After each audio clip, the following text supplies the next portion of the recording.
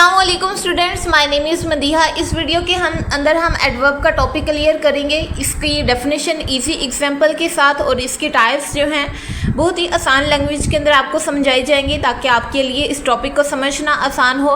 सबसे पहले हम एडवर्ब की डेफिनेशन देखते हैं। एडवर्ब बेसिकली है क्या? An adverb is a describing word used to modify or add more meaning to a verb, an adjective or another adverb.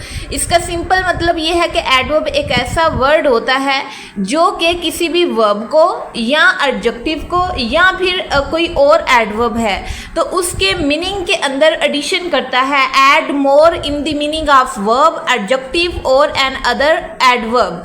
यानी कि कोई भी आपके पास इन तीनों में से वर्ड है उसके मीनिंग के अंदर एडिशन करने वाला जो वर्ड है वो आपके पास एडवर्ब होगा। एग्जाम्पल हम देख लेते हैं, एग्जाम्पल के ज़रिए समझते हैं।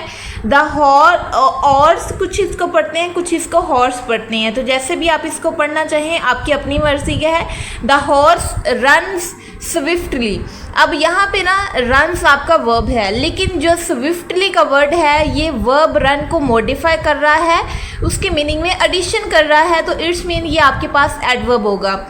इसी तरह इसके बाद हमारे पास दूसरी एग्जाम्पल है, the T is extremely hot. यहाँ पे आपके पास टी जो है ये सिंपल नाउन है, लेकिन यहाँ पे जो हॉट है ये इसका एडजेक्टिव है।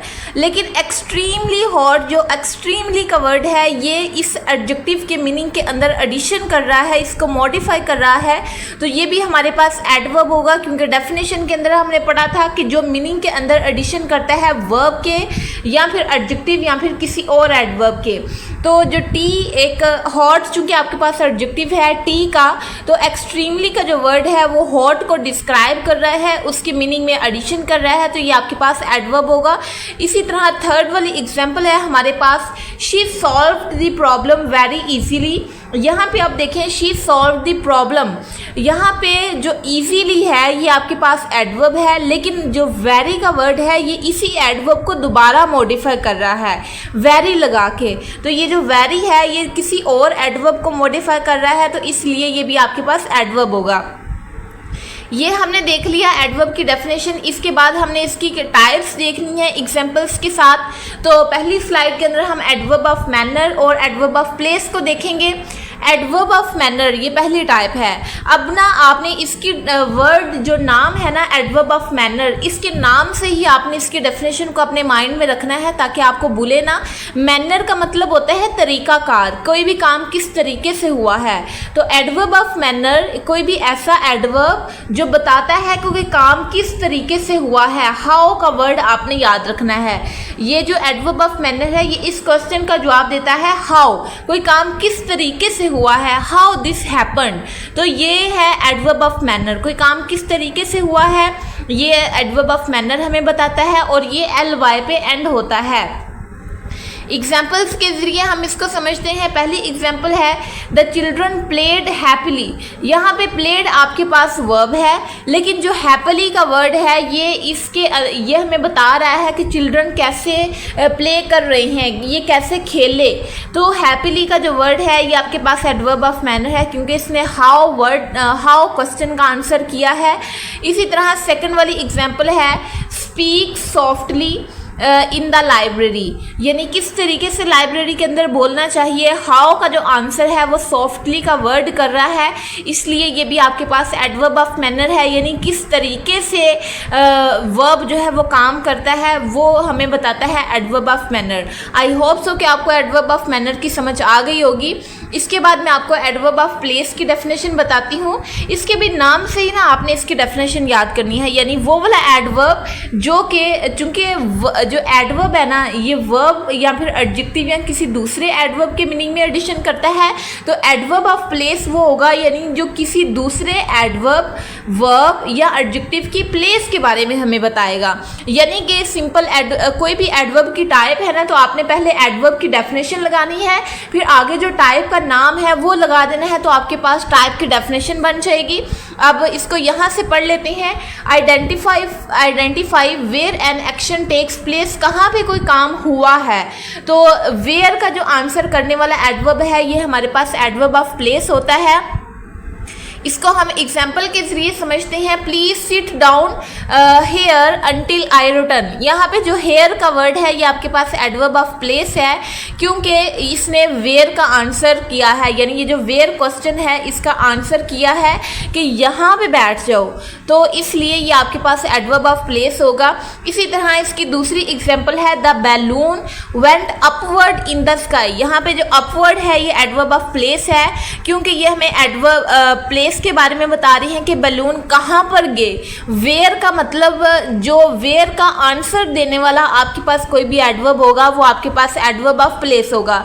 आई होप सो कि आपको एडवर्ब ऑफ मैनर और एडवर्ब ऑफ प्लेस की समझ आ गई होगी। किसी भी चीज़ की समझ नहीं आई तो आप कमेंट करके पूछ सकते हैं, मैं उसका रिस्पॉन्स करने की पूरी कोशिश करूँगी। इसके बाद हमने देखना है एडवर्ब ऑफ टाइम और एडवर्ब ऑफ फ्रीक्वेंसी, इन दोनों में क्या डिफरेंस है और इनकी क्या डेफिनेशंस हैं। तो एडवर्ब ऑफ टाइम, ये आपको नाम से पता चल रहा है कि कोई ऐसा एडवर्ब जो टाइम के बारे में हमें बताएगा, यानी व्हेन का आंसर करेगा। व्हेन का मतलब होता है कब, कोई भी काम है वो कब हुआ है। व्हेन एन एक्शन अकर्स, कोई काम कब हुआ है, इस चीज़ का आंसर करने वाला जो एडवर्ब है ये एडवर्ब ऑफ टाइम है।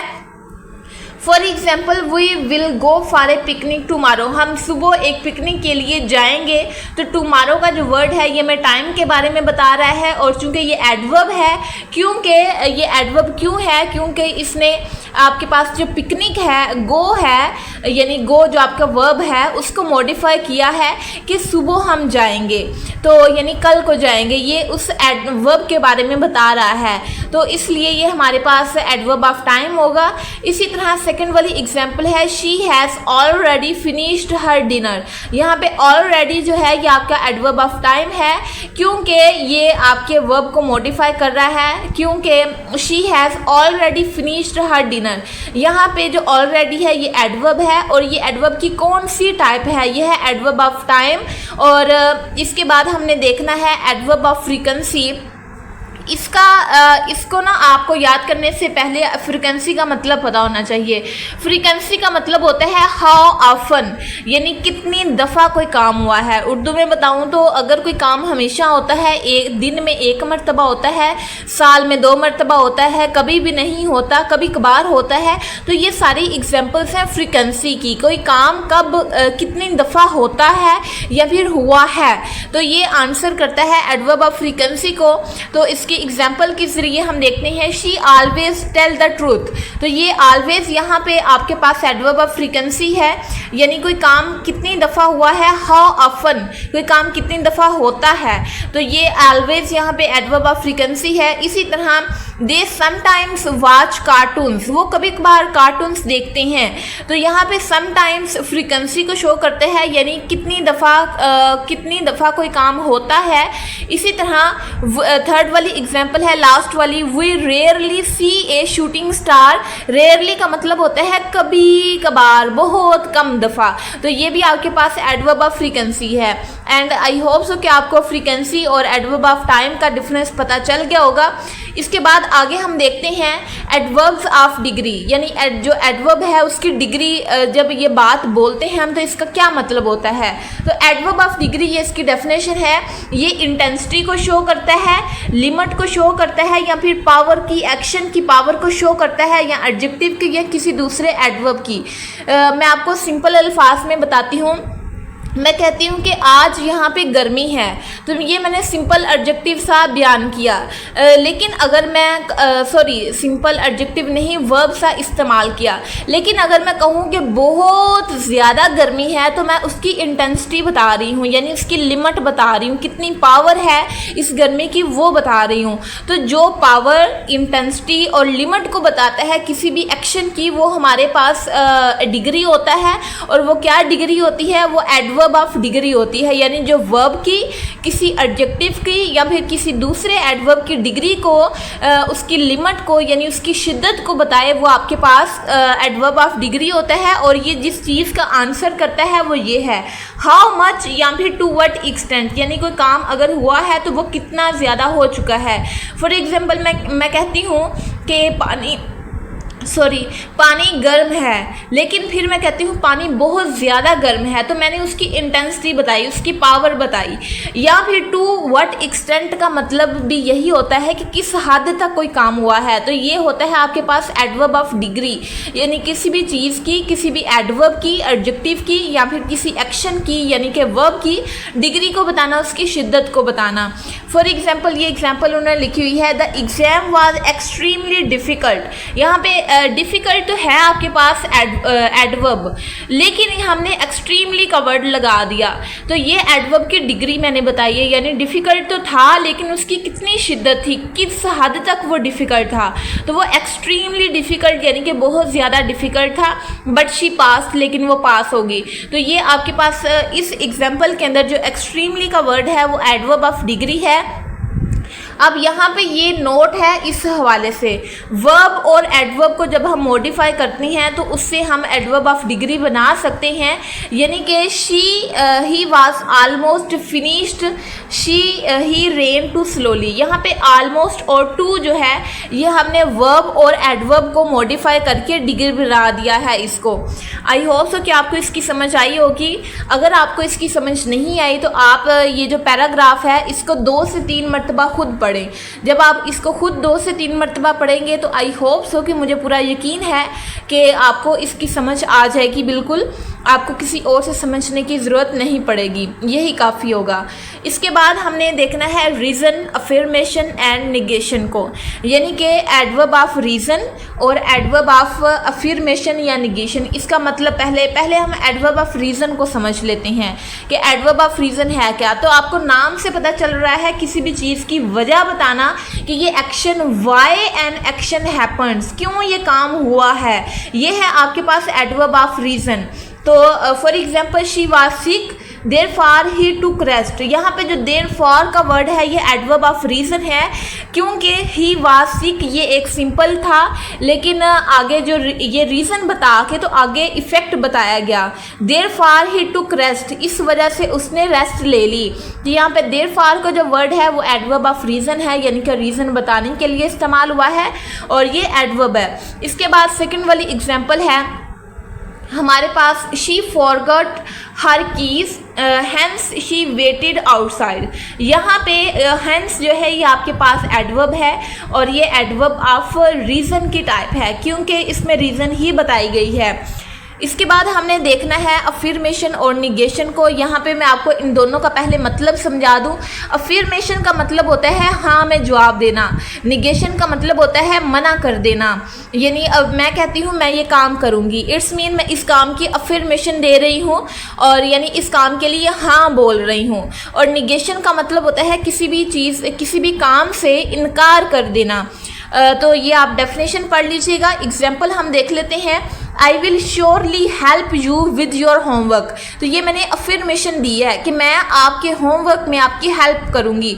I will surely help you, यहाँ पे श्योरली का वर्ड जो है ये हेल्प को अफर्म कर रहा है, यानी कि जो हेल्प वर्ब इस्तेमाल हुआ है ये इसको अफर्म कर रहा है, इसकी श्योरिटी दे रहा है। इसके बाद सेकंड वाली एग्जाम्पल निगेशन की है, she did not understand the rule. यहाँ पे नॉट जो है निगेशन है, यानी कि नहीं में जवाब है, यानी ये जो काम है रूल्स को समझने का ये इससे नहीं हुआ।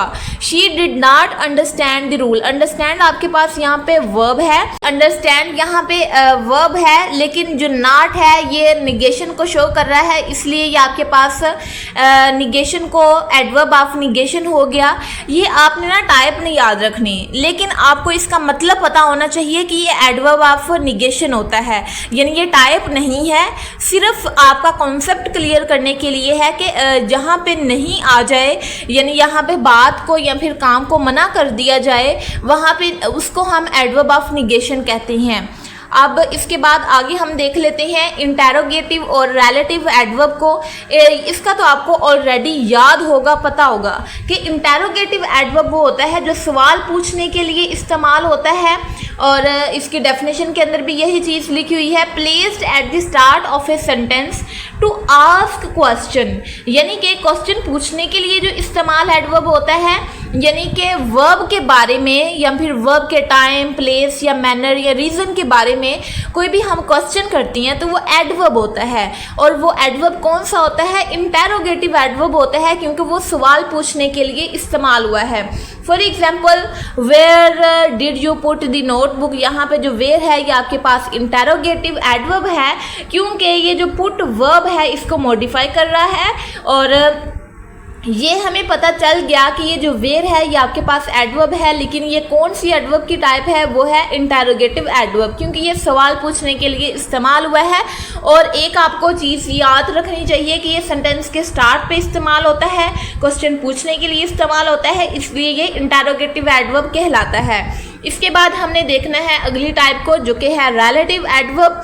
जो रिलेटिव एडवर्ब है ये पहले हम इसकी डेफिनेशन पढ़ते हैं ताकि आपको अच्छे से समझ आ जाए। यूज्ड टू ज्वाइन क्लासेस और connect ideas, they point back to a noun acting as their root verb, यानी ये जो एडवर्ब होता है ये दो क्लासेस को आपस में जोड़ता है या फिर दो आइडियाज हैं तो उनको आपस में कनेक्ट करता है, या फिर इसका एक और पॉइंट ये है कि ये जो एडवर्ब होता है ये जिस नाउन के बारे में बात कर रहा होता है उस नाउन का रूट वर्ड होता है, यानी उस नाउन के पीछे से बात करने वाला वर्ड होता है। एग्जाम्पल के जरिए बताती हूँ, आपको अच्छी समझ आएगी। This is the school where we study, यहाँ पे जो वेयर का वर्ड है ये स्कूल को रेफर कर रहा है, यानी पीछे से उस स्कूल की बात हो रही है, जहाँ ये वो स्कूल है जहाँ पे हम पढ़ते हैं, वेयर वी स्टडी। तो यहाँ पे वेयर जो है ये पीछे रेफर बैक टू स्कूल, तो इसलिए ये आपके पास रिलेटिव एडवर्ब है, क्योंकि जो वेयर है ये रिलेट कर रहा है उस स्कूल को। इसके बाद आगे वाली एग्जाम्पल है, I remember the day when we visited the zoo. यहाँ पे जो व्हेन है ये उस डे के बारे में बात हो रही है जिस दिन जू को विजिट किया गया था, तो ये चूंकि रिलेट कर रहा है पीछे वाली चीज़ के साथ, तो इसलिए ये आपके पास रिलेटिव एडवर्ब होगा। अब यहाँ पे मैं आपको ना एडवर्ब की टाइप्स के बारे में एक चीज़ बताना चाहती हूँ कि अगर आपने किसी भी टाइप की डेफिनेशन बतानी है, फॉर एग्जाम्पल ये रिलेटिव एडवर्ब है या फिर ये इंटेरोगेटिव है या पीछे जो मैंने आपको इसकी टाइप्स बताई हैं, तो जो टाइप का नाम है ना पहले आपने वो देखना है, फिर एडवर्ब के साथ में आपने उसके डेफिनेशन मिला देनी है तो वो टाइप की डेफिनेशन बन जाएगी। इसी तरह जब आप उसकी एग्जाम्पल लिखें तो एग्जाम्पल के अंदर पहले आपने एक एडवर्ब पुट करना है, फिर उस एडवर्ब के नाम जो साथ वाली टाइप होगी उससे रिलेटेड आपने एडवर्ब का नाम पुट कर देना है, यानी उस एडवर्ब को मॉडिफाई करके आपने उसकी टाइप का नाम मॉडिफाई करके टाइप के तरह का आपने वर्ड यहाँ पे पुट कर देना है, तो आपका वो एडवर्ब की टाइप की एग्जाम्पल हो जाएगी। यानी कि इस तरीके से आप एडवर्ब की किसी भी टाइप की डेफिनेशन और इसकी एग्जाम्पल लिख सकते हैं। आई होप सो कि आपको इस पॉइंट की समझ आई होगी। अगर समझ नहीं आई तो आप वीडियो को थोड़ा सा पीछे करके दोबारा इसको 2 से 3 मरतबा सुन लें तो आपको क्लियर हो जाएगा। इसके बाद हमने देखना है कि जो एडवर्ब्स हैं ये किस तरीके से बनते हैं, यानी एडवर्ब तो हमने पढ़ लिया, अब ये किस तरीके से बनेगा ये देखना है। एडवर्ब जो है सिंपल एडजेक्टिव से बनते हैं, ये है क्विक, सॉफ्ट, लाउड, ये आपके पास 3 वर्ड हैं और ये एडजेक्टिव हैं। हम क्या करते हैं इनके आखिर पे ly डाल देते हैं, लगा देते हैं, तो ये एडवर्ब बन जाते हैं। क्विक जो है ये आपके पास सिंपल एडजेक्टिव है, लेकिन जब हमने ly इसके एंड पे लगा दिया तो क्विकली बन गया, तो ये एडवर्ब है। For example she rain quickly, यहाँ पे जो रेन है ये भागना ये वर्ब है, लेकिन क्विकली ये एडवर्ब हो गया। इसी तरह सॉफ्टली, लाउडली ये भी आपके पास एडवर्ब्स हैं। और भी एग्जाम्पल है कि जो आपके पास एडजेक्टिव है एंग्री है, हैवी है, इजी है, इसमें जो वाई है उसको आपने रिमूव करके ly लगा देना होता है, तो आपका ये भी एडवर्ब बन जाता है, यानी एंगरली, हैवीली, इजीली। तो इस तरीके से आप ly लगा के और ily लगा के आप सिंपल एडजेक्टिव से एडवर्ब बना सकते हैं। और कुछ एडवर्ब ऐसे भी होते हैं जो कि एडजेक्टिव भी होते हैं और एडवर्ब भी होते हैं, यानी ये जो वर्ड हैं ये आपके पास एडजेक्टिव भी हैं और ये एडवर्ब भी हैं। अब आपको कैसे समझ आएगी कि यहाँ पे ये एडजेक्टिव के तौर पे इस्तेमाल हुआ है या फिर एडवर्ब के तौर पे? तो आपने यहाँ पे एक चीज़ याद रखनी है, एडवर्ब और एडजेक्टिव इन दोनों की डेफिनेशन। अगर तो ये वाले जो वर्ड्स हैं ये वाले अगर तो सेंटेंस में नाउन को मॉडिफाई करनी है तो ये नाउन या प्रोनाउन या किसी और एडजेक्टिव को, तो ये आपके पास एडजेक्टिव के तौर पे इस्तेमाल हुए हैं। और अगर ये किसी वर्ब को, एडवर्ब को या फिर एडजेक्टिव को मॉडिफाई कर रहे होंगे किसी दूसरे एडवर्ब को, तो ये आपके पास एडवर्ब्स होंगे। यानी कि आपने इनके यूज़ की बेस पे इनको आइडेंटिफाई करना है कि ये एडवर्ब हैं या फिर एडजेक्टिव हैं। तो आज की क्लास के अंदर हमने पढ़ा कि एडवर्ब किस तरीके से बनाए जाते हैं, एडजेक्टिव से, सिंपल एडजेक्टिव से। इसके बाद हमने इंटेरोगेटिव और रिलेटिव एडवर्ब की टाइप को पढ़ा। इसके बाद हमने एडवर्ब ऑफ रीज़न और अफर्मेशन एंड निगेशन के कॉन्सेप्ट को पढ़ा। इसके बाद हमने एडवर्ब ऑफ डिग्री को पढ़ा कि डिग्री क्या होती है और किसी भी एडवर्ब की डिग्री से क्या मुराद है। इसके बाद हमने पढ़ा कि एडवर्ब ऑफ टाइम और एडवर्ब ऑफ फ्रीक्वेंसी, इन दोनों में क्या डिफरेंस है।